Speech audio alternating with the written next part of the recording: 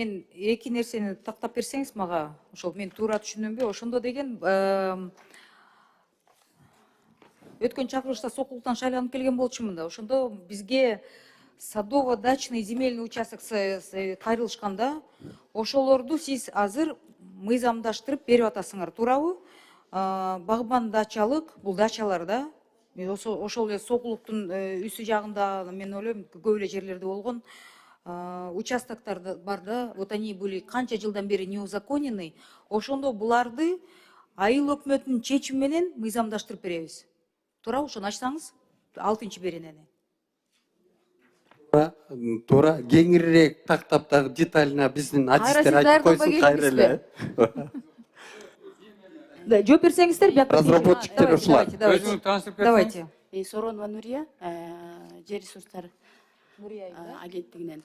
Бул жерде ооба дачалардын баарын ошол убакытка чейин, азыркы убакытка чейин 3700дөн ашык бизде дачный садоводческий товариществолор бар. Ошолордун жер участокторун ал көбүн эсеси ошол жерде турукташып, элдер жашап калгандыгына байланыштуу буга чейин аябай көп ызы чуу болгон маселелер көтөрүлгөн. Ошондуктан биз азыркы мыйзам долбоору менен ошол дачаларды калктуу конуштары кылып, андан ары ошо калктуу конуш катары пайдаланып ошол жерге пропискага ошондо азыркы күндө бизди угуп аткан жарандарда, дачный участокто жашаган жарандар, ушу Сокулуктагыларды аябай көп ызы чуу болгонбуз да.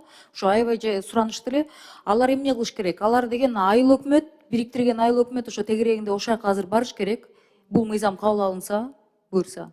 Бул мыйзам кабыл алынгандан кийин ошол жерге барып учетко туруп, кадимкидей эле айыл катары пайдаланып кетишет. Андан кийин уже дополнительно арыз жазышып, анда ошол айыл өкмөт ошол жерди аларга бекитип берет, туурабы? Ооба. Мыйзамдаштырылат. Ооба.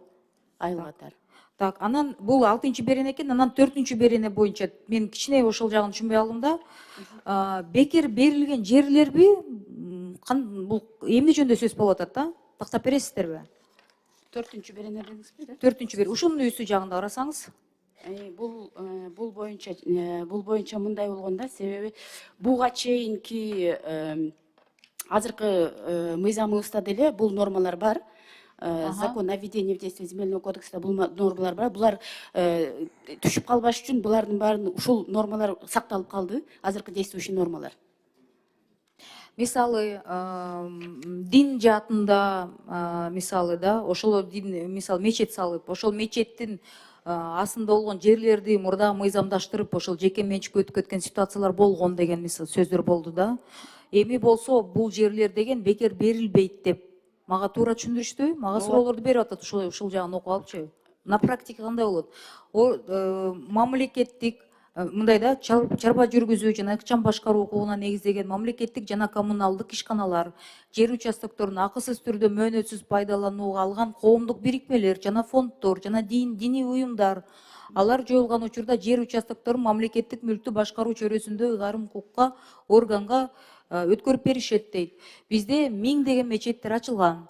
Ошол мечеттердин астындагы жерлерди бир жарандарга жазылып калган учурлар кийин ошентип менчиктешип кеттир. Ошол ситуация боюнча ошого тиешелүү болобу? Ликвидация болуп аткан учурда ооба ушул тиешелүү болот. Мамлекеттин менчигине аласың баарын. Буга чейин 1000 деген жерлер өтүп кетти да. Мечиттер жабылып, ал жерлерди адамдарды бекер өздөрүнө алып алган учурлар да болуптур. Ошондо кандай болуп калат? Аларга эмес, бул кийин ошол кийинкилерге, мурункуларга бул өзүбүздүн мыйзам. Андан тышкары кимге тиешелүү болот? Кийинкилерге тиешелүү болот, эгерде ликвидация болуп атса. Мечеттерден тышкары кимге бул маселе тиешелүү болот да? Мисал катары ушу бизде мындай да, биз мыйзам тили менен сүйлөшөбүз парламенттен. Жарандар түшүнбөйт, бул эмне жөнүндө булар, эмне мыйзамдар кабыл алып атат, жөнөкөй мындай юридикалык эмеси жок. Ошо айтсаңыз дагы эмнеге?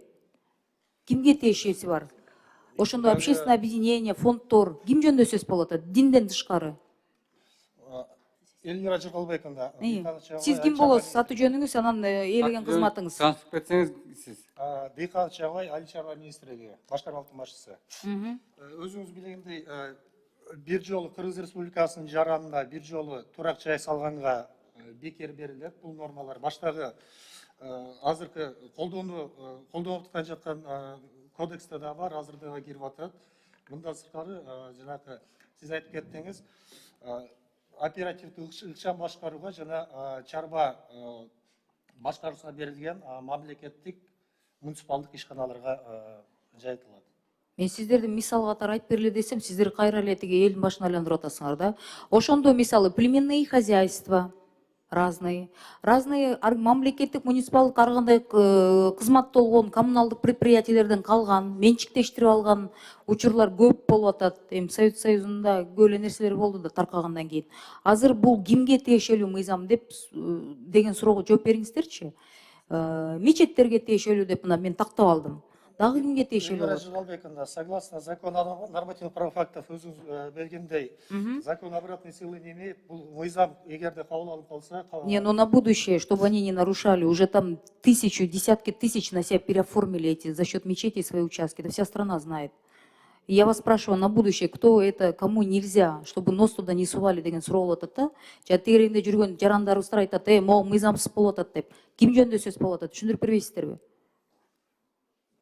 Мисал катары мында келгенде жетекчилер, мисал сурап атам да мына мечетти мен тактап бердим, өзүңөр айтпайсыңар. Силер келгенде жарандарыбыз телевизордон көрүп жатышат. Эмненин баш аягын сүйлөп жатканыбызды бизге жалпак тил менен түшүндүрүп бергиле деп депутаттардын мына жартысынан сурасаңыздар, мечеттер жөнүндө мына окуган жок. А башкалар жөнүндө кайсы имараттар жөнүндө сөз болот, кайсы жерлер жөнүндө сөз болуп атат. Запрет на продажу земельных участков, которые были получены безвозмездно. На протяжении этого периода лет очень много кетти мамлекеттик мүлк. Эми ушулардын арасынан ушул тизмеге моголар жөнүндө сөз кылып атабыз деп сурап атабыз да мисал катары. Нурия айым, Сураныч, мына өткөндө да мен суроолорду берип жооп бере албай калдыңар. Эми макул. Бул концепция болуп атат да. Колдоп беребиз. Мага жазуу түрүндө мисалдар менен кабинетиме келип кетиңиздерчи. Сиз как профессионал катары сизден суранып элем. Анан ушул боюнча сүйлөшүп алайлы. Рахмат.